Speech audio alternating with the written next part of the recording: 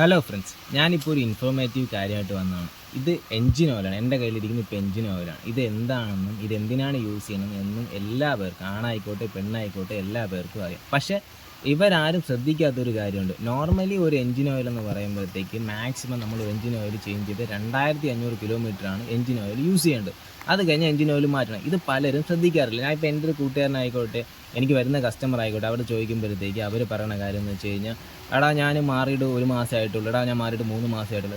നമ്മൾ ഒരിക്കലും അങ്ങനെ കാൽക്കുലേറ്റ് ചെയ്യാൻ പാടില്ല. നമ്മൾ എപ്പോഴും കാൽക്കുലേറ്റ് ചെയ്യേണ്ട കാര്യം എന്ന് വെച്ച് കഴിഞ്ഞാൽ, ഓയിൽ ചേഞ്ച് ചെയ്യേണ്ടത് കറക്റ്റ് പ്രോപ്പർ 2500 കിലോമീറ്റർ ആകുമ്പോഴത്തേക്ക് ഓയിൽ ചേഞ്ച് ആക്കിയിരിക്കണം. ഇല്ലാത്ത പക്ഷം 2500 കിലോമീറ്റർ ഓടിയിട്ടില്ല എങ്കിൽ മാക്സിമം നമ്മൾ 6 മാസം മാത്രമേ ആ എൻജിൻ ഓയിൽ വെച്ച് യൂസ് ചെയ്യാൻ പാടുള്ളൂ. അങ്ങനെ നമ്മൾ ചെയ്യുമ്പോൾ നമ്മുടെ എൻജിനുണ്ടാകുന്ന ബെനിഫിറ്റ്സ് എന്ന് പറയുമ്പോഴത്തേക്ക്, എൻജിനകത്ത് സ്ലഡ്ജ് കയറത്തില്ല, കാർബൺ ഡെപ്പോസിറ്റ് അടിയത്തില്ല, എൻജിൻ്റെ വർക്കിംഗ് നല്ല സ്മൂത്ത് ആയിരിക്കും, പല പ്രശ്നങ്ങളും എൻജിൻ്റെ ഭാഗത്തുനിന്ന് ഉണ്ടാകത്തില്ല, റിലയബിലിറ്റി കൂടുതലായിരിക്കും. അങ്ങനെ കുറേ ബെനിഫിറ്റുകൾ എൻജിൻ ഓയിൽ പ്രോപ്പറായിട്ട് മാറുന്നുണ്ട് നമ്മളെ വണ്ടികൾക്ക് ഉണ്ടാവുന്നത്. ലൂബിങ്ങിൻ്റെ അളവ് കുറയുന്നുണ്ട്. 2500 പോട്ട് 3000 4000 കിലോമീറ്റർ നമ്മൾ ഒരു ഓയിൽ വെച്ച് ഓടിക്കഴിഞ്ഞ് കഴിഞ്ഞാൽ എൻജിൻ്റെ ലൂബിങ് കുറയുന്നുണ്ട്.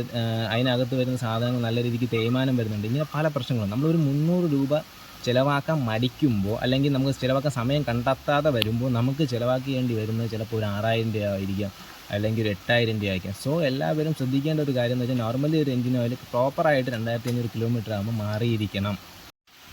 പിന്നെ പല ആൾക്കാർ ശ്രദ്ധിക്കാത്തൊരു കാര്യമുണ്ട്.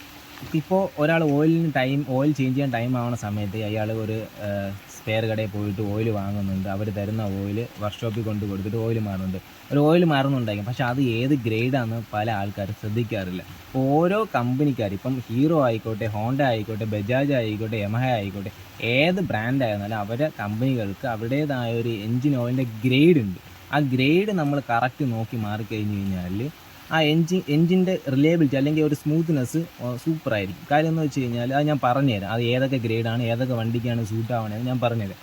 ഇപ്പോൾ എൻ്റെ കയ്യിലിരിക്കുന്ന ഈ ഓയിലിൻ്റെ ഈ ഗ്രേഡ് നിങ്ങൾ ശ്രദ്ധിച്ചാൽ 10W30. ഇത് നമ്മുടെ സ്പ്ലെൻഡർ, യൂണിക്കോൺ, അങ്ങനത്തെ ഒരു ഹീറോയുടെ കാറ്റഗറിയിൽ വരുന്ന പല വണ്ടികൾക്കും വരുന്ന ഒരു ഗ്രേഡാണ്, പ്രോപ്പർ ഗ്രേഡാണ് 10W30. ഇതിൻ്റെ 800 ml വരുന്നത് നമ്മുടെ ഹോണ്ട, ആക്റ്റീവ, അങ്ങനത്തെ വണ്ടികൾക്കാണ് ഈ ഒരു ഗ്രേഡ് നമുക്ക് ഈ സൂട്ടബിൾ ആവുന്നത്.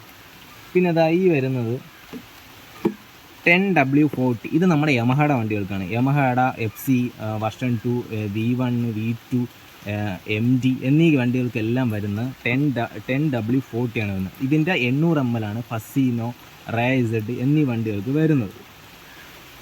പിന്നെ ഇത് ഞാൻ നേരത്തെ കാണിച്ചതിൽ ഞാൻ പറഞ്ഞില്ലേ 10W30, ഇതാണ് കറക്റ്റ് നമ്മൾ 800 ml നമ്മുടെ ഹോണ്ട ഡിയോ വണ്ടികൾക്ക് വരുന്നത്. പിന്നെ 20W40 എന്ന് പറഞ്ഞൊരു ഗ്രേഡ് വരുന്നുണ്ട്. ആ ഗ്രേഡ് നമ്മുടെ ബജാജിൻ്റെ വണ്ടികൾക്കാണ്, ഡിസ്കവർ അങ്ങനത്തെ കാറ്റഗറിയിലുള്ള വണ്ടികൾക്കാണ് 20W40 വരുന്നത്. പിന്നെ 20W50 വരുന്ന ഗ്രേഡ് എന്ന് പറയുന്നത് നമ്മൾ NS, RS, RC എന്നീ വണ്ടികൾക്കാണ് വരുന്നത്. പിന്നെ ഇപ്പോൾ ഏറ്റവും റീസെൻ്റായിട്ട് വരുന്ന BS6 വണ്ടികളില്ലേ, ഡിയോ, ആക്റ്റീവ എന്നീ വണ്ടികൾക്ക് വരുന്ന ഗ്രേഡ് 5W30 ആണ് വരുന്നത്. ഏറ്റവും കട്ടി കുറഞ്ഞ ഓയിലാണ്.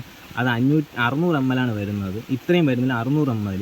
അപ്പോൾ അതും കൂടെ നിങ്ങൾ മാക്സിമം ആ ഒരു ഗ്രേഡ് തന്നെ നോക്കി നിങ്ങൾ കടയിൽ പോയിട്ട് ആ ഗ്രേഡ് പറഞ്ഞ് നിങ്ങൾ വാങ്ങിച്ച് നിങ്ങളെ വണ്ടിയിൽ ഒഴിക്കുകയാണെങ്കിൽ എൻജിൻ കുറച്ചും കൂടെ സ്മൂത്തായിരിക്കും. കുറച്ചും കൂടെ ആ പറയുന്ന പ്രോപ്പർ 2500 കിലോമീറ്ററിന് വരെ ഒരു 3000 കിലോമീറ്റർ ഓടിയെന്ന് പറഞ്ഞാലും വണ്ടിക്ക് കാര്യമായിട്ട് പ്രശ്നങ്ങളൊന്നും ഉണ്ടാകത്തില്ല. സോ നിങ്ങൾ മാക്സിമം ഇതൊന്ന് മനസ്സിലാക്കി കടയിൽ പറഞ്ഞ് അതേ സാധനം തന്നെ വാങ്ങിച്ച് കടയിൽ പോയി വണ്ടിക്ക് മാറ്റമാക്കി, എന്തുകൊണ്ടും വണ്ടിക്ക് ബെറ്റർ.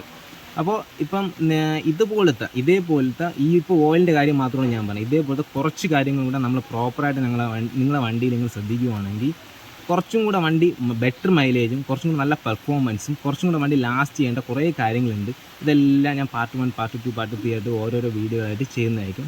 മാക്സിമം നിങ്ങൾ എന്നെ സപ്പോർട്ട് ചെയ്യുക.